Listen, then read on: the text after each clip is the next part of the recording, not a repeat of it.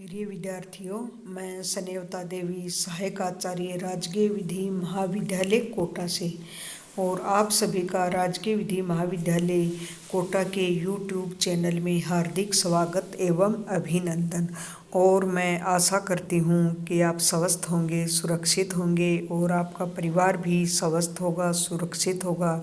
इन्हीं शुभकामनाओं के साथ शुरू करते हैं पर्यावरण विधि में। आज का टॉपिक है राज्य बोर्ड का गठन। जैसे कि पिछले टॉपिक में अपन ने पढ़ा था केंद्रीय बोर्ड का गठन, केंद्रीय बोर्ड के मतलब थोड़ी सी शक्तियाँ भी देखी थी, और केंद्रीय बोर्ड का गठन कैसे किया जाता है, कौन करता है, कितने सदस्य होते हैं, ये सब अपन ने पढ़ा था। जिस प्रकार केंद्र में केंद्रीय बोर्ड का गठन किया जाता है, ठीक उसी प्रकार राज्यों में भी राज्य बोर्ड का गठन किया जाता है। केंद्रीय बोर्ड में केंद्रीय बोर्ड का गठन कौन करता है? केंद्र सरकार। राज्य बोर्ड का गठन राज्य में कौन करता है? राज्य सरकार।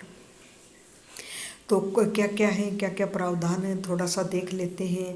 राज्य सरकार इस तारीख से, ये उस तारीख से प्रभावी होगा जिस तारीख से राज्य सरकार चाहेगी।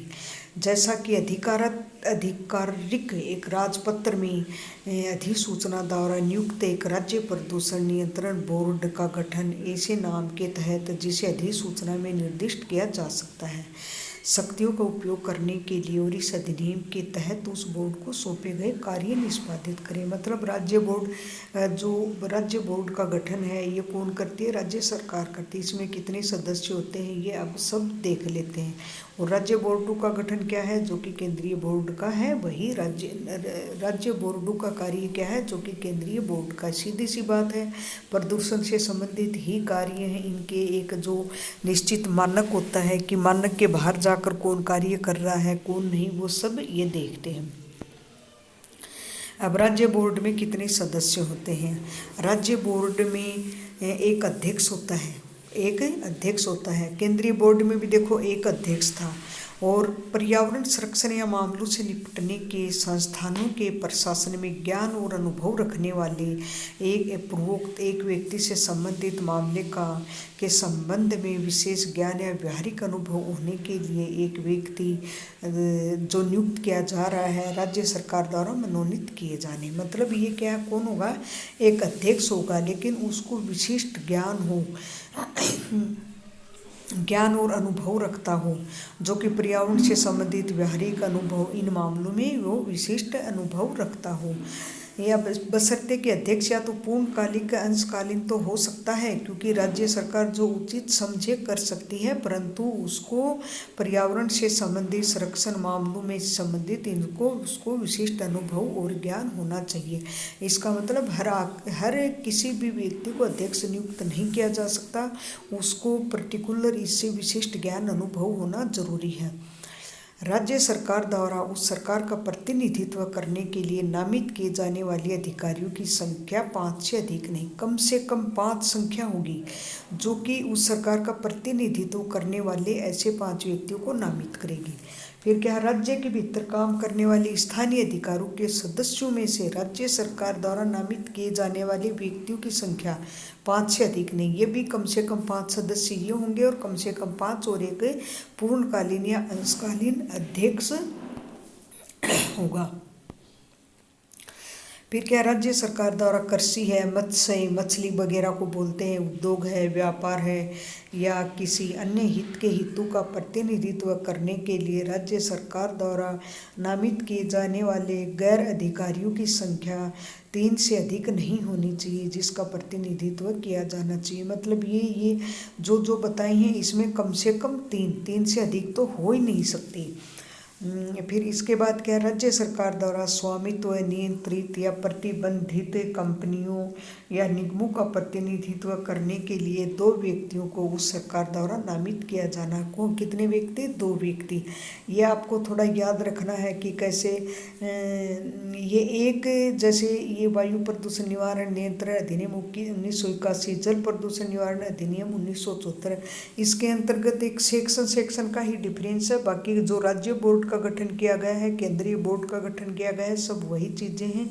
आप एक में किसी भी एक डायरेक्ट में इसको अच्छे से ढंग से याद कर लेना। क्यों, इससे संबंधित आपके सेमेस्टर में बड़ा क्वेश्चन भी आता है। फिर क्या है, एक पूर्णकालिक सदस्य सचिव होगा जो कि राज्य सरकार द्वारा नियुक्त किए जाने वाले प्रदूषण नियंत्रण के वैज्ञानिक, इंजीनियरिंग या प्रबंधन पहलुओं की योग्यता, ज्ञान और अनुभव रखने के लिए।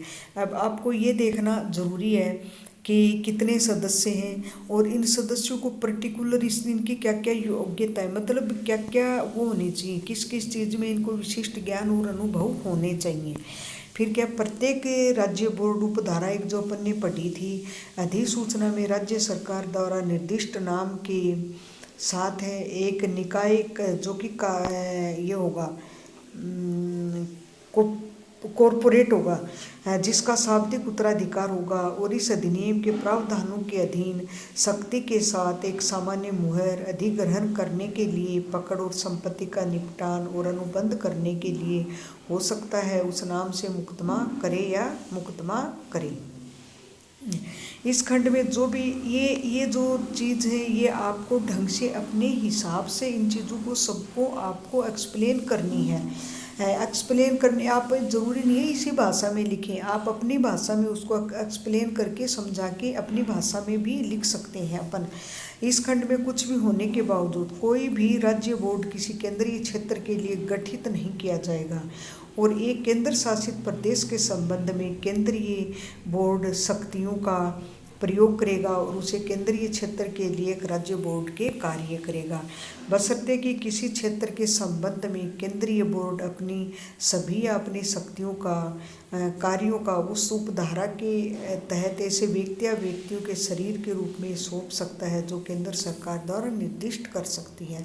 तो ये था अपने राज्य बोर्ड का गठन, अपन ने केंद्रीय बोर्ड का गठन सीखा। फिर राज्य बोर्ड का गठन का मतलब राज्य बोर्ड में कितने सदस्य होते हैं और उनकी कौन नियुक्ति करता है और इनको किन किन चीज़ों का अनुभव होना आवश्यक है। तो ये सब चीज़ें इसके अंदर थी, ये आप अपने हिसाब से भी इसके एक्सप्लेन कर सकते हैं। मैं आशा करती हूँ कि आपके यह टॉपिक अच्छे से समझ में आया होगा और इन्हीं शुभकामनाओं के साथ आप सभी को धन्यवाद।